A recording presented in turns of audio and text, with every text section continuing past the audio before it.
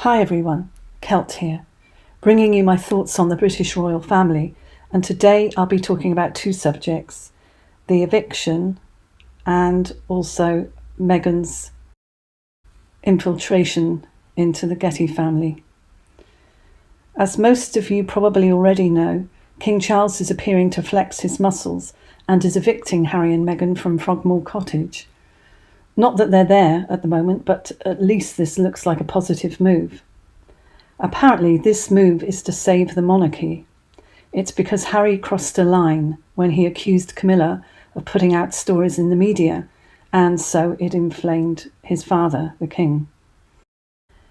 Apparently, they are said to be making arrangements to have the rest of their belongings shipped across to California. Frogmore Cottage has now been offered to Prince Andrew, but he's not too keen on living there, as he much prefers it in the Royal Lodge in Windsor, where he's lived for 2 decades with his ex-wife Sarah Ferguson. So that would be a massive downgrade for Prince Andrew, and he's actually said as much. So the Sussex's PR are putting it out that they were stunned by King Charles's actions, and they're saying allegedly that it all feels very final and like a cruel punishment, and so on. Meghan hated Frogmore Cottage anyway. She was really pushing for Frogmore because she thought it would be the house where they had their wedding reception. But instead, it was a massive disappointment when she realised it was the cottage. Harry and Meghan had carried out renovations on Frogmore Cottage using £2.4 million of taxpayers' money, but it's been said that they've paid it back in full by making a contribution to the sovereign grant. So it still goes back to the royals and not to the people. I understand that they didn't actually pay that full amount anyway, because it all came from King Charles. I remember that Meghan demanded a copper bath and vegan paint for the walls of the nursery. She also wanted to rip out stairs, or a staircase, I believe, that was actually part of a listed building, which she could not understand when she was told that she could not do this. She had no clue about the value of listed buildings and the sensitivity needed in upgrading them. So this decision, according to royal commentator Maya Riaz, is that the decision to evict Harry and Meghan from Frogmore shows that King Charles is making a clear break from the couple. She also said that given the timing of the news, it can only be assumed that it's Charles's responses to Harry's book, Spare, without verbally responding to the public.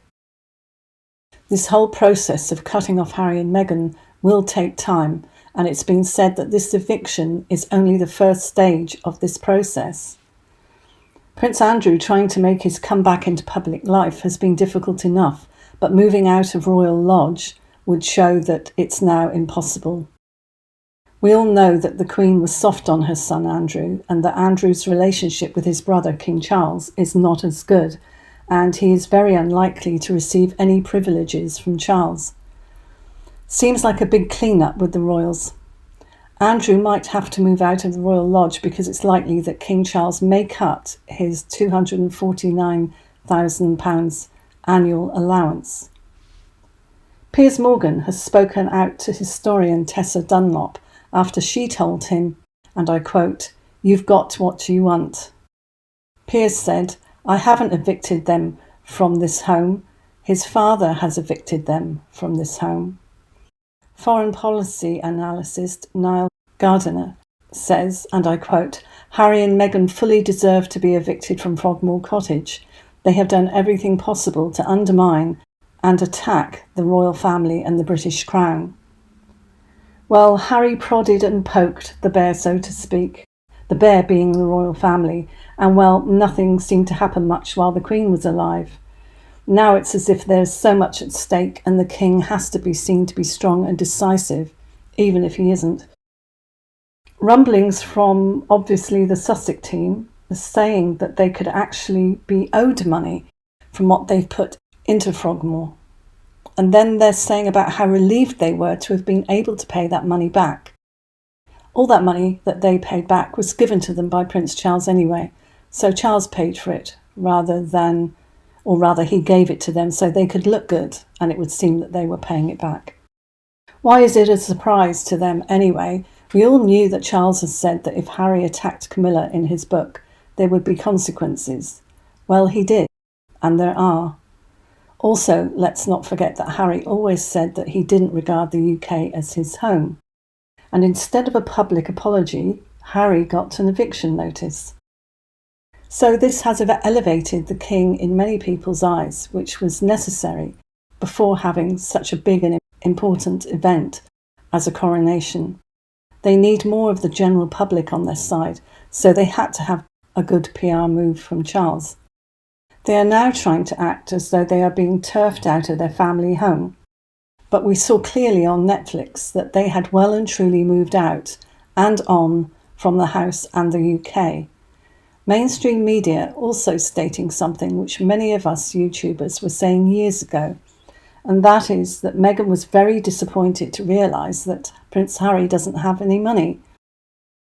We could see that years ago. Her look of disappointment that she couldn't have everything she wanted and that everything had to be run by Prince Charles. Any big money they needed came from him. She was disappointed with the size of Nottingham Cottage, not understanding the history and that size is not everything. The same with Frogmore, when she thought she was having the massive house with all its rooms instead of the cottage, which is still a reasonable size. If you're thinking of a cottage, it's still big for a cottage, more like a series of cottages. Now I'm hearing more news in that Harry and Meghan have now been banned from all palace and castle grounds without strict supervision. Apparently, there are strict and high security concerns resulting from the Netflix series. I had said in a previous video a couple of years ago that Meghan was not allowed on palace grounds without strict supervision, which is why her cookery book event was held in a marquee on palace grounds, not in the palace, and Harry was there to keep an eye on her when he actually wasn't supposed to be there. So now Harry has a taste of this as well, having to be supervised on palace grounds. And that's if they actually come. Any money that Harry did have obviously ran out pretty quickly after marrying Meghan, and now I hear that the Getty family, although they are very close-knit regarding protecting Gordon Getty, who's a really talented and good person, someone who knows the family told me that they would not allow anyone to get a hold of his money, and words to the effect that he was not a pushover. However, staff at the Beverly Hills Hotel have been noticing Meghan dressed very provocatively when going to see Mr. Getty, and the rumours are that she is working her so-called magic on him. Well, I hope it's true that the Getty family are closing ranks, but the rumours coming out of Mr. Getty being taken in by Meghan, large amounts of missing money, and the man suffering from depression and forgetfulness do not look good. I really hope it's just a rumour and that the family really do have control of the situation. How does Meghan have the time for all this? Baking, carrying children, I use the word children loosely, sizing up the next moon bump, looking after chickens, saving the world, keeping Harry happy, fighting legal battles, fighting against the royal family, organising pap shots, writing her memoir, and trying to seduce her next prey. So, let me have your thoughts on all of this, and I'll see you in the next one. Thanks for watching. Bye.